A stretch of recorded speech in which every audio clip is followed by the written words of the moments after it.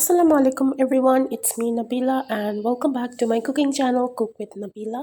কেমন আছেন আপনারা সবাই? আশা করছি ভালো আছেন। আমি আলহামদুলিল্লাহ ভালো আছি। In this video, I will be sharing with you all the perfect recipe of beef cutlets. So let's get started. প্রথমেই আমি একটা প্যানে 500 গ্রাম বিফ কিমা নিয়ে নিয়েছি। এখানে 80% মিট এবং 20% ফ্যাট আছে। এর মধ্যে দিয়ে দিচ্ছি আমি 1 tablespoon white vinegar, 1 tablespoon ginger garlic paste, salt to taste, 1 teaspoon turmeric powder, 1 teaspoon red chili powder,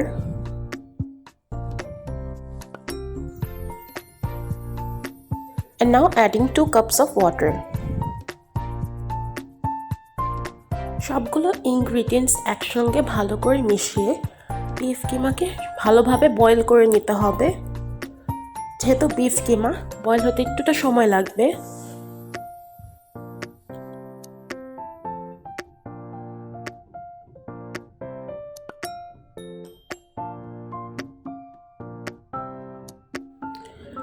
কিমাটা boil করে নেওয়া হয়ে গিয়েছে আর স্ক্রিনে আপনারা দেখতে পাচ্ছেন কিমাতে কিন্তু কোনো রিমেইনিং ওয়াটার নেই, একদম শুকিয়ে নিতে হবে। কিমাটা ঠান্ডা হতে থাক আর আমরা দেখে নিই আরও কী কী ইনগ্রেডিয়েন্টস আমাদের প্রয়োজন। এখানে আমি নিয়েছি 20 gram mint leaves, 20 gram coriander leaves, 5 to 6 pieces green chilies chopped, 1 teaspoon of black pepper, 1 teaspoon of white pepper, salt to taste. এখানে আমি HP সস নিয়েছি 1 tablespoon,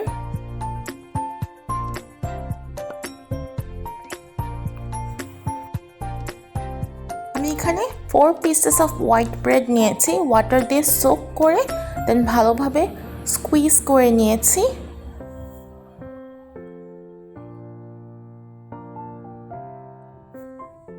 এখন হোয়াইট ব্রেডটাকে আমি ভালোভাবে কিমার সাথে মিশিয়ে নিচ্ছি। এই কাজটা ভালোভাবে করতে হবে যেন কিমা আর পাউরুটি ভালোভাবে মিশে যায়।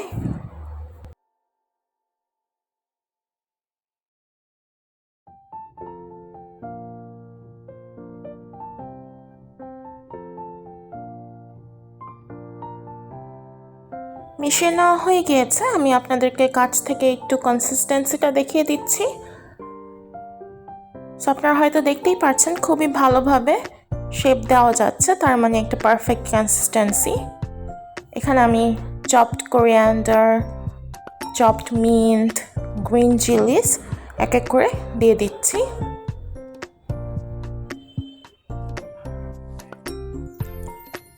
Black pepper powder, white paper powder, salt, HP sauce আমি সব একত্রে দিয়ে ভালোভাবে মিশিয়ে নেব।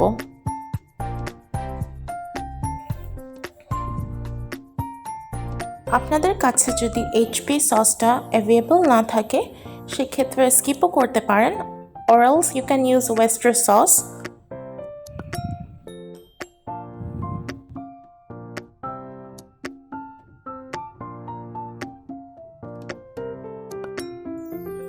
আমার কাছে লবণটা একটু কম মনে হয়েছে তাই আবার একটু লবণ অ্যাড করে নিচ্ছি। মেক শিওর যেন লবণটা আপনারা আপনাদের স্বাদ অনুযায়ী অ্যাড করুন এবং অল্প অল্প করে দিবেন, একবারে অনেকগুলো দিবেন না। সব মাখানোর পরে আমি এরকম বল করে নিয়েছি, এতে করে শেপ দিতে আমার সুবিধা হবে। প্রথমে হাতে তেল মাখিয়ে নিচ্ছি।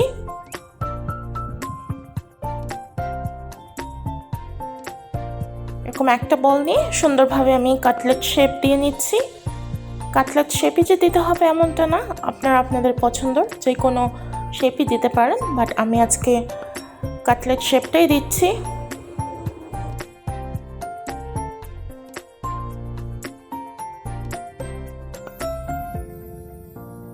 $500 গ্রাম কিমা দিয়ে আমার এখানে 16টা বিফ কাটলেটস হয়েছে। আমি মিডিয়াম সাইজের কাটলেট করেছি, আপনারা ছোট বড় করলে এটা কম বেশি হবে। Now it's time to coat the cutlets. এখানে আমি অরেঞ্জ কালারের ব্রেড ক্রাম্ব নিয়েছি এবং এগ নিয়েছি। এগের সম্পূর্ণ অংশটাই আমি ভালোভাবে বিট করে নিয়েছি। প্রথমে কাটলেটটাকে আমি এগে ডিপ করে দেন অরেঞ্জ কালার ব্রেড ক্রাম্ব দিয়ে কোট করে নিচ্ছি।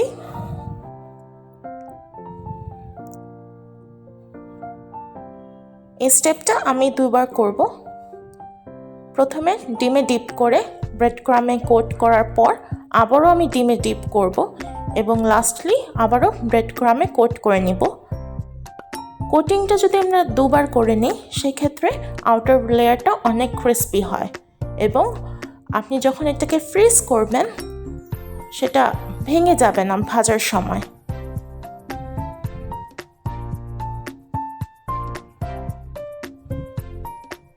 দেখতেই পাচ্ছেন আমার কাটলেটগুলো কোটিং দেওয়া হয়ে গিয়েছে।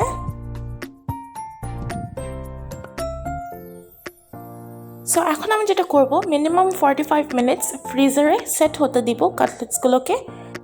আমি এখন আপনাদেরকে কিছু কাটলেটস ফ্রাই করে দেখাচ্ছি।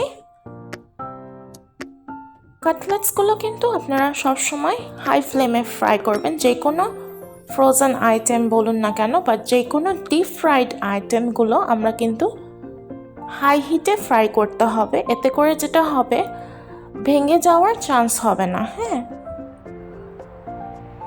কাটলেটসগুলোকে আমি উল্টে পাল্টে হাই ফ্লেমে ডিপ ফ্রাই করে নিচ্ছি। আর কাটলেটসগুলো হতে বেশি সময় লাগবে না, কারণ এটা আমরা কুকড কিমা দিয়ে বানিয়েছি। 7 to 8 মিনিটসের মধ্যেই কাটলেটসগুলো ফ্রাই হয়ে যাবে। আপনারা কিন্তু বিফ কাটলেটসগুলো কোটিং করে একটি এয়ারটাইট কন্টেইনার অর জিপলক ব্যাগে 1 মান্থ পর্যন্ত ফ্রিজারে স্টোর করতে পারবেন খুব easily. Alright, so this is the final outcome of beef cutlet. সবাই কমেন্ট করে জানাবেন কেমন হয়েছে আজকের এই রেসিপিটি। যদি ভালো লেগে থাকে অবশ্যই লাইক, শেয়ার এবং কমেন্ট করতে ভুলবেন না। আর এরকমই নতুন নতুন রেসিপি পেতে আমার চ্যানেলের সাথেই থাকুন। And if you're new to my channel, don't forget to subscribe my channel and hit the bell icon. আজ এই পর্যন্তই। সবাই ভালো থাকবেন, সুস্থ থাকবেন, আমার এবং আমার পরিবারের জন্য দোয়া করবেন। আল্লাহ হাফেজ। আসসালামু আলাইকুম।